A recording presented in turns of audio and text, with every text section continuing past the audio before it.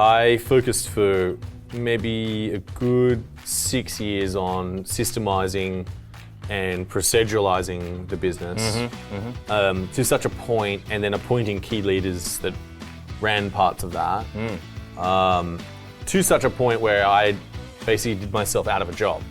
We walked into that room and I said, we're gonna basically reinvent this company and find out what Finder does. And I want everyone to know that it's okay to make mistakes. And in fact, I want you to go and make mistakes right now, because we need to go and learn and figure out how to roll this business out. Our next guest is a serial entrepreneur and the co-founder and CEO of Australia's largest comparison site, finder.com.au. Fred Schebesta is one of the most successful entrepreneurs in Australia. At just 22, Fred started his first company. At the age of 23, he was in Australian Anthill's 30 Under 30. And in 2017, Fred was named Entrepreneur of the Year by Ernst and Young. Today, Finder is worth $1 billion and visited by 4 million Australians every month. Fred and I cover so much ground in this interview, specifically around businesses that grow at a rapid pace and all of the growing pains that come with it. Finder is on track to expand to its 20th country by 2020, so you won't want to miss what Fred has to say about what it takes to run and scale a business. Hi everyone, welcome to the Make It Happen show. I'm Tim Morris here with Fred Schebesta, co-founder of finder.com.au originally, but now also finder.com on your pathway to global domination. So welcome. Thank you for coming in. So actually I think that'd be a really great place to start, right? So you started in Australia, finder.com.au, Australia's largest comparison site, and now you've taken it overseas. I think you launched your first international office about 2 years ago. So specifically around that, taking an Australian business overseas, how did you make that happen? So, I think it's an incremental thing that starts with working on your current business in say in Australia or wherever it is. And I think you guys talk a bit about this as well, but I focused for maybe a good 6 years on systemizing and proceduralizing the business to such a point, and then appointing key leaders that ran parts of that to such a point where I basically did myself out of a job, which is good in one way, right? But it feels kind of awkward in another. I've just replaced myself. Yes. I was kind of like I think I talk about this a bit in Scooby-Doo, there's like the villain. Yeah. And then normally the ghost that's loitering around the old house, trying to preserve the way it used to be. You don't want to be the villain in your business, right? The ghost of Finder past. Just leave, Yeah. So, one day I said to my co-founder, I said, Frank, can I, go over to the US and set this up? And we had an office running in Santa Monica, I guess from a more of just trying to service some basic components of the US in that time, trying to get that going. We had a very, very basic setup. It wasn't really a full-on setup. And I instead, I guess, wanted to take it to New York because I didn't think LA was the right place. We had someone who went from Australia overseas and went to live there, and they were sort of overseeing it. We had sort of 2 or 3 people there. And so I flew into New York and basically hired an Airbnb for a month, and in Chinatown, where it was super busy with all the fire trucks and all the policemen. And I didn't get a night's sleep for like 2 weeks. Like literally, the jail was 300 meters away. So it was pretty busy. But we walked into that room and I said, we're gonna basically reinvent this company and find out what Finder does. And I want everyone to know that it's okay to make mistakes. And in fact, I want you to go and make mistakes right now, because we need to go and learn and figure out how to roll this business out. So did you think it would be a different model overseas, or was it just too many unknowns? You didn't know how that new market was going to go? So I kind of knew I'd been flying back and forth to the US quite a few times to try and check it out. I was like, okay, what's this about? What's that? Oh, I see how this works. But the issue was, I'd never run a US business, so there's quite a few complications there. And the other thing was, a lot of the competition are very well established. It's 25 years doing comparison. We didn't invent it in Australia either, right? So, but then applying that strategy, like how do you enter an extremely congested, competitive, big, 400, 500 person companies, and several of them. Like, how do you go and do that? And that's really the problem that we had to go and solve. Yeah, well, because so much of the discussion around looking for new opportunities is about going and finding these sort of blue oceans that no one's competing in, and you've gone into this like intensely competitive market with established players. So what were a couple of things that you really focused on to get some leverage there? So we took, we tried some experiments in terms of rolling out some of the verticals we were comparing, and that worked okay. It wouldn't work great, and so we had to go and find basically, we had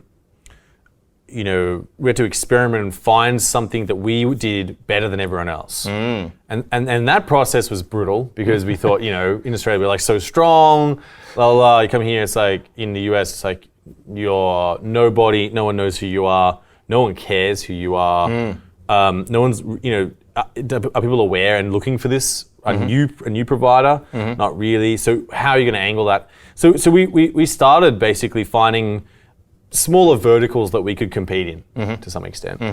And that's really when and the other thing we had to go back to do is re-engineer our process and scale it, because what was interesting is that a lot of our process that have been done in Australia were in people's minds. Because you've grown up as a startup, and the process was in people's heads. Like they knew what to do, and they're very competent at it, but it's not documented anywhere. Yeah, and how do you translate that to not just someone else, but someone overseas? Someone set up a new business. Correct. Yeah. And that is really what we had to focus on to a large degree. And then a year sort of later is when that was in 2016 around August, and then 2017 January I went to the UK, got an Airbnb again, but in this case we appointed a CEO straight away.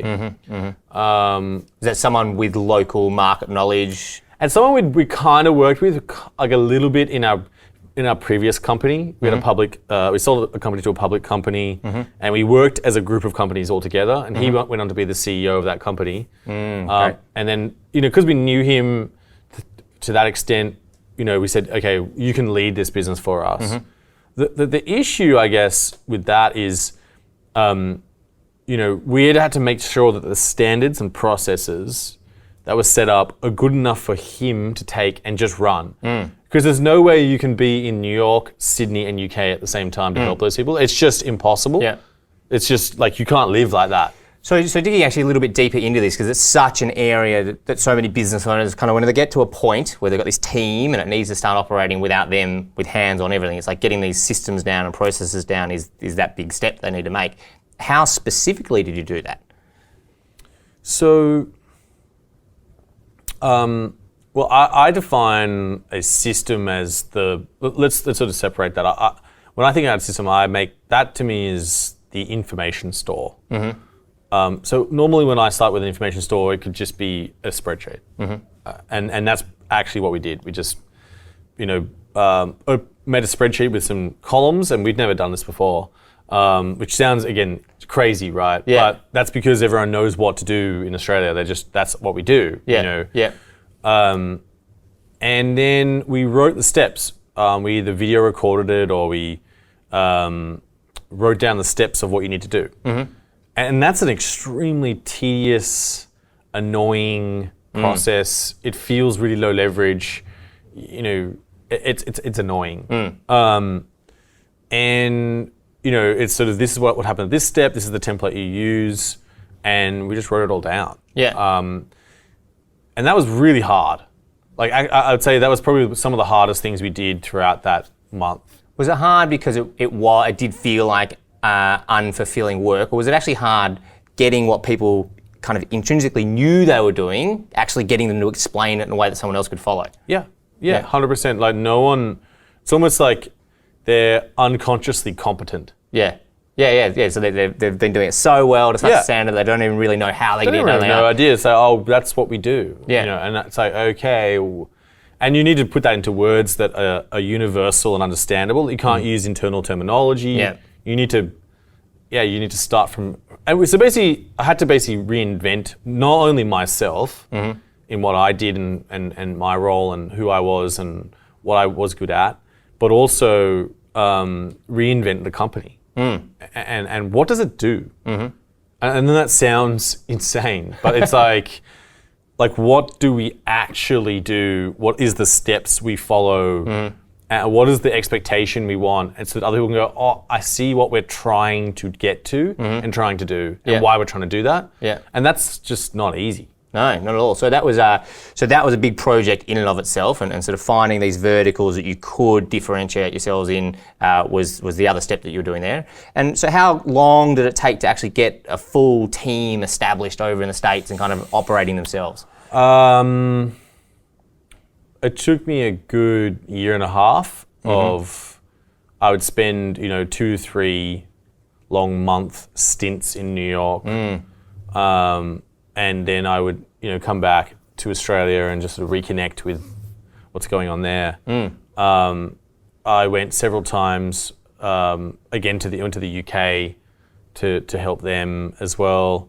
I didn't go as many times there because they could really copy a lot of what the US did. But I was very hands-on every day at the, leading that company. And then around, it was like last year is when we appointed a country manager there, and he has taken that to a whole new level. Building off the foundation you managed to put in place.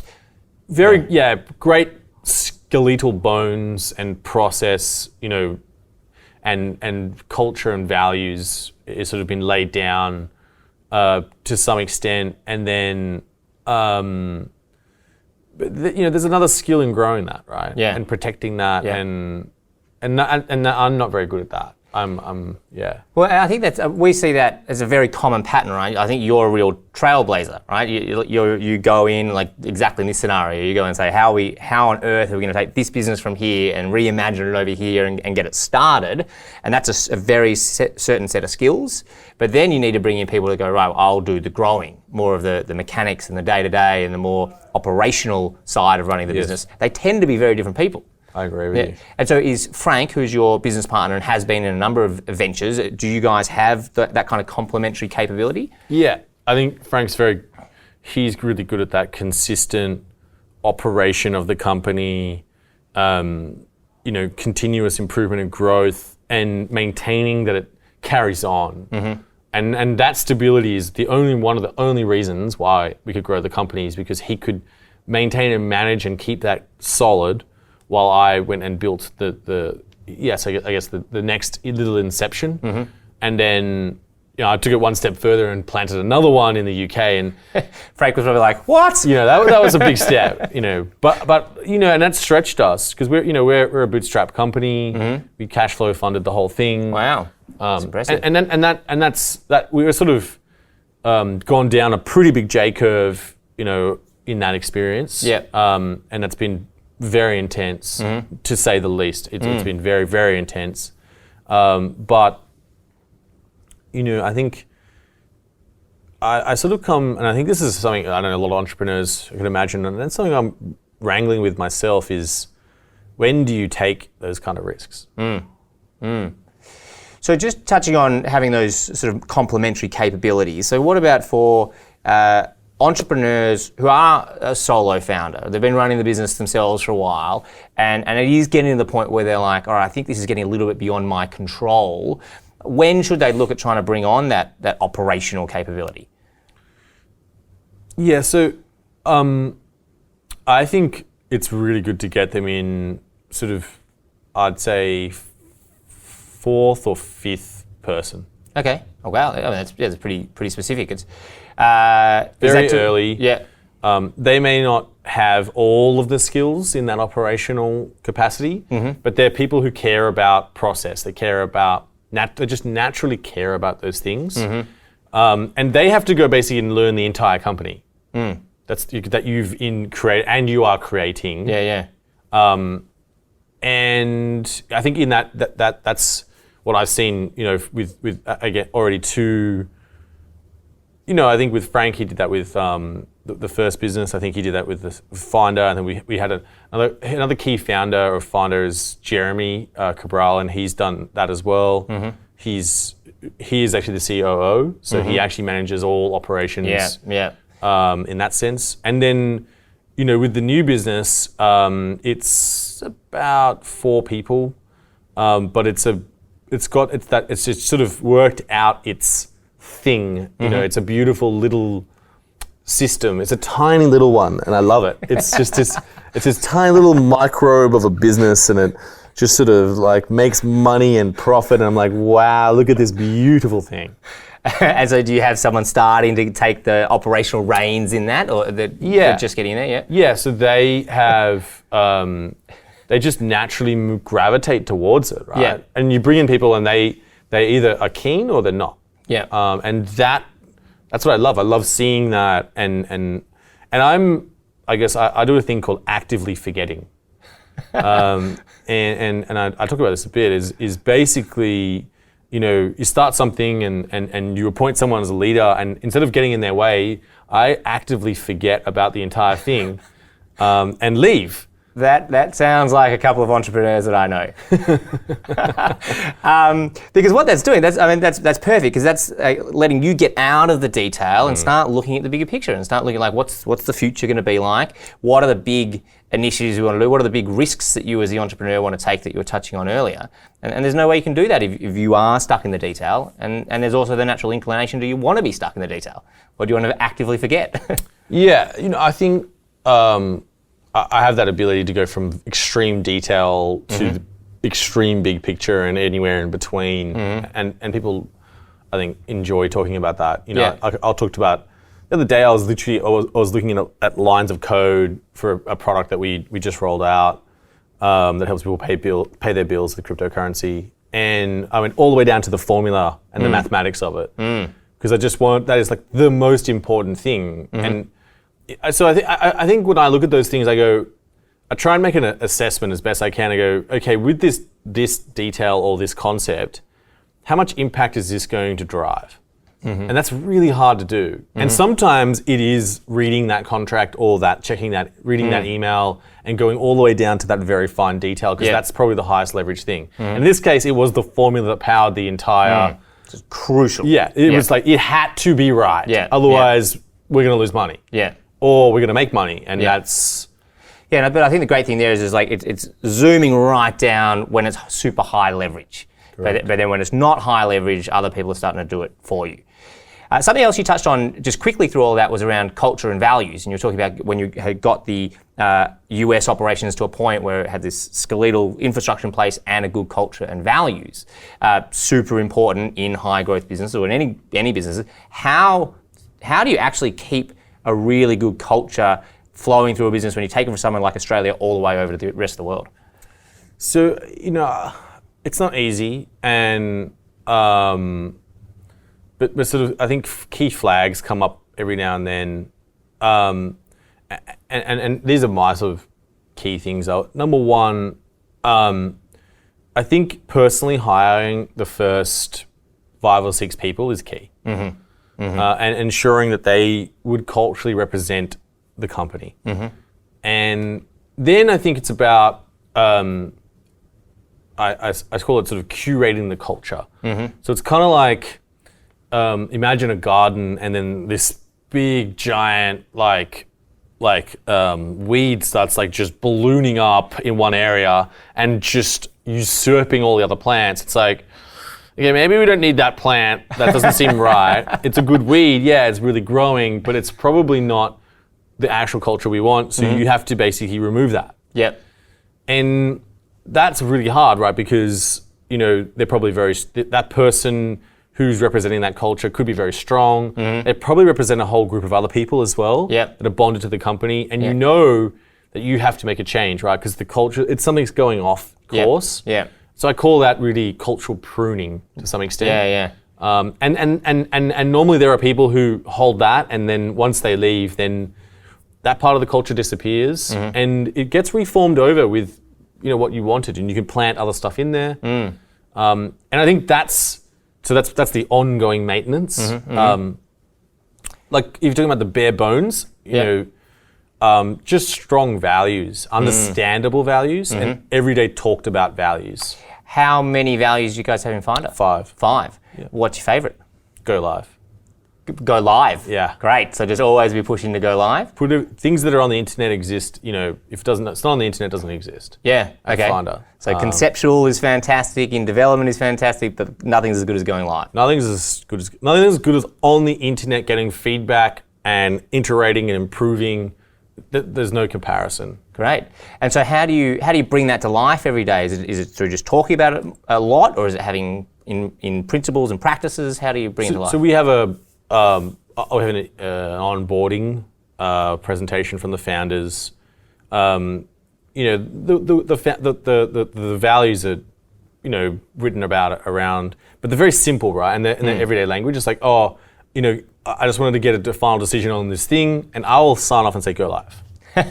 Why are you asking go live? Yeah, and there's a go live channel. So when something goes live, it's posted in there. Yep. Everything comes back to the words of those values in some way all the time. And there's like ones where we need to describe a type of team. It's like one of our values is one crew. It's like, okay, well, let's make a one crew team around this. Everyone goes, I understand what that means. Yeah, great. Well, so it's very similar to us. We're big advocates of values as well, and one of ours is Make It Happen. That's why this is the Make It Happen show. And then the ritual that we have around that every Friday afternoon is we do Made It Happen Circle, which is the whole team coming together and recognising everyone that's made it happen that week. So yeah, tying into the conversation, tying into the vernacular. And whenever you can come up with something like to link it into a value, take the opportunity. That's good. One crew, I like that one. So, and how does everyone, you said everyone throws stuff in the channel. Is that, what communication platforms do you use? Slack. Yep. We use Confluence. Yeah. Some people use Trello for some things. You know, we'll use Zoom. Yeah. And with Slack particularly, is that the entire international business? Yeah. Is on one Slack? Yeah, you can Slack like 450 people with one message. On purpose or accidentally? That's an issue, you know, noisiness after a while does become an issue, but, you know, what are you going to do? Yeah. I think it's extremely powerful. I think it's what's enabled us. And we've always been on instant chat from, you know, I made sure we had never had a central server. We're always on chat. We're always available. And that comes from, some of the concepts I started the business with in the beginning. Yeah. Keep that constant communication, flow of interaction alive and ever moving forwards. What would you say about the pace that you guys move at? Are you, is it the same pace that it's been throughout? Is it getting faster? So it depends on the company. And the stage it's at. So I'd say Australia is making more, I'd say every 90-day movements now, because it's a bit bigger and, you know, it takes a bit more time to spool up and do big initiatives. Day to day, but all companies are actively publishing and aggressively getting out there and doing stuff every single day non-stop. That's, you know, just that value of let's get it done, let's go, go, go, go. Yeah.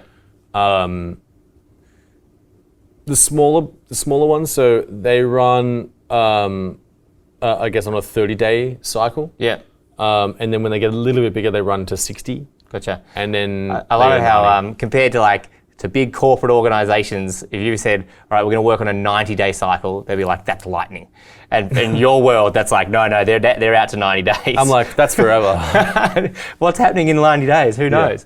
And so you're obviously you've had a lot of involvement in the last couple of years in getting Finder set up overseas, but you're now also heading up a whole bunch of new initiatives under the Finder umbrella. Is that correct? What are some of the things you're working on there? Yeah, so Finder Ventures is, I guess, the place where we're incubating new companies.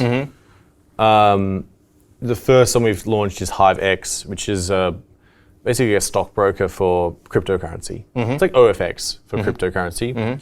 And that's as I said, it's a beautiful little business that is just, you know, nicely just whirring away, and I love it. I absolutely love it as a business. Yeah, I love the paternal nature here.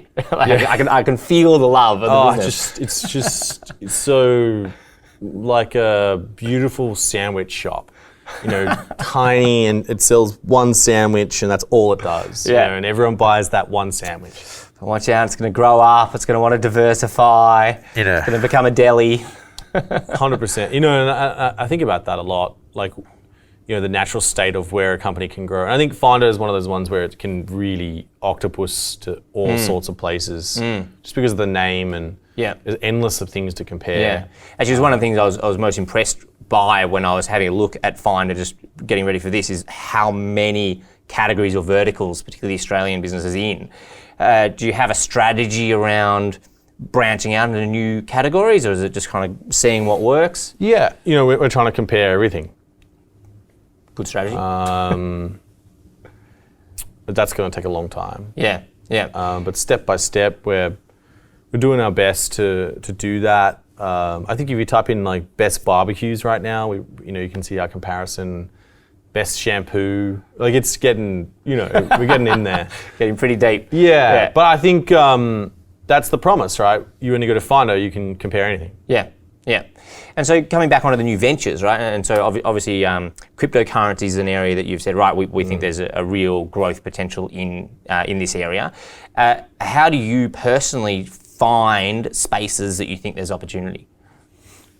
Yeah, so I think that I like to go to places that are new,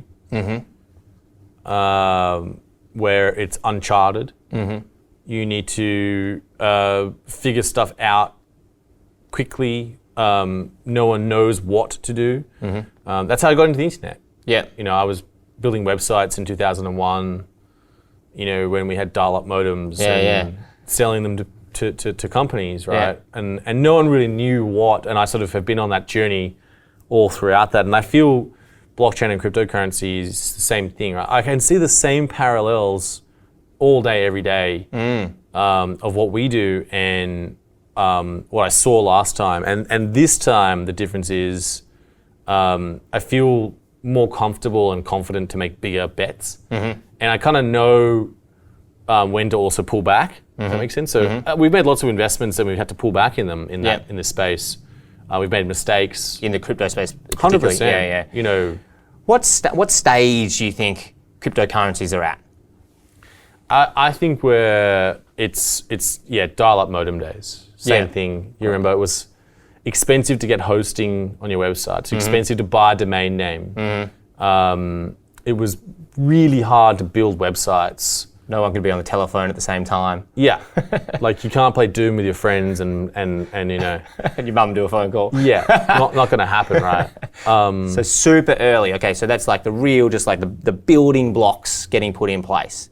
And how long do you think we're going to be in that place for?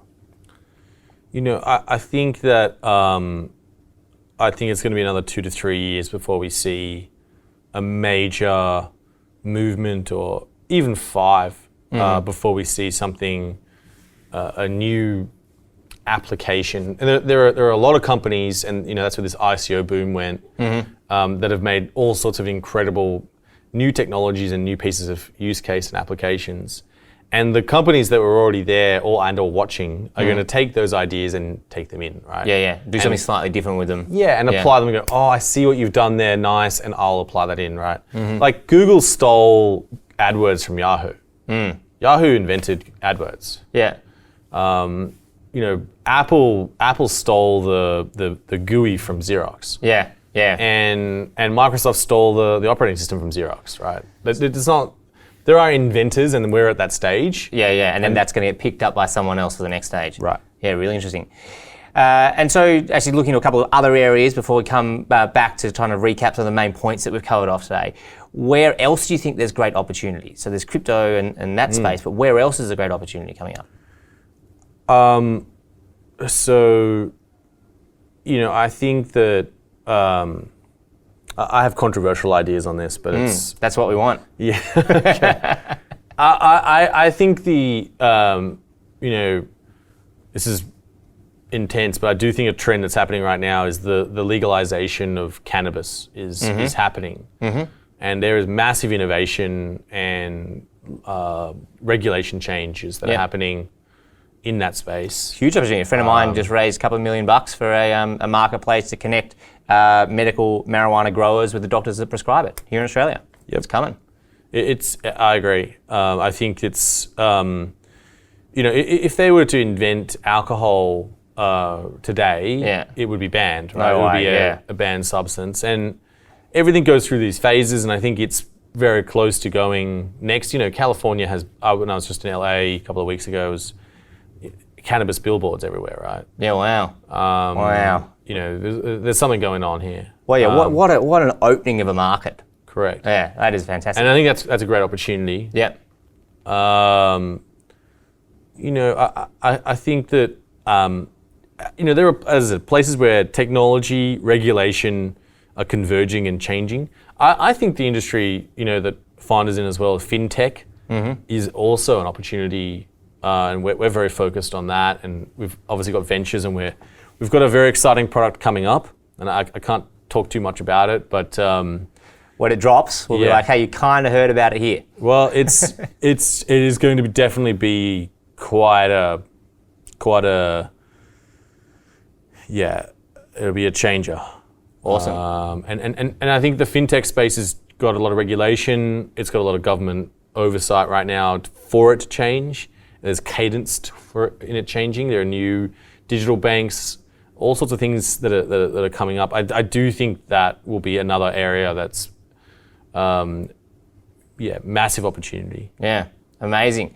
So I've loved going through. I think what I've really taken away from this and our conversation is just how you are the vanguard of everything that Finder's doing, and all these new opportunities and new areas. And I've enjoyed hearing how you think about, all right, how do I find an opportunity here, then get in there, get the foundations in place, and then bring in your case, a team or now a serious business to actually keep running through it from there. So before we wrap though, I've got a couple more questions. So these are, I think, 4 or 5 questions. I haven't seen them. You haven't seen them. Let's drop You ready to get in? We're going to try and get through these in 1 minute. What do you reckon? Easy. Short, sharp. We don't know what the questions are yet. All right. Question number 1. What was Finder.com.au nearly called? It was called Comparison Finder. Comparison Finder. It's so many businesses start with a longer name than get to a shorter name. Yeah. Awesome. What was your first job? I used to clean dishes at a steakhouse for $5 an hour. Underwater porcelain technician. Who was your first concert? Concert? Yeah. Who? It could have been either John Farnham or Billy Joel. I'm not sure. 2 of the greats. Yeah. Imagine both of them. What accomplishment are you most proud of? I think scaling a tech company in Australia and exporting it to other countries and bringing that value and that job creation back to Australia. Yeah, fantastic. Well, I think that's a really good segue into my last question here. It's more advice that you have. So for any other business owners really looking to scale their business, maybe international scale in 2019, what would be your key tips for them on making it happen? 2 things. One, double check and triple check and go back over your system and process that someone who has no idea can take it up and do it. And then the second thing is, instead of seeing an opportunity and going for absolutely everything, just focus on one very small opportunity in that new market and do that really, really well and then expand. Yeah, very wise words from a man that's been there and done it. Fred, appreciate you coming in. Thanks, John. Thanks, mate. Great conversation. Yeah. Everyone, thanks for tuning in, and we'll see you next time on Make It Happen. Thanks for tuning into this episode of the Make It Happen show. I hope you enjoyed the conversation. And it doesn't need to end there. We've actually gone and grabbed a whole bunch of extra resources for you. Behind the scenes footage, videos from this and all the other episodes, as well as show notes that you can grab for free. Just head along to www.the-entourage.com/podcast and you can grab all those extra resources. Thanks for tuning in, and I cannot wait to introduce you to our next guest on the next episode.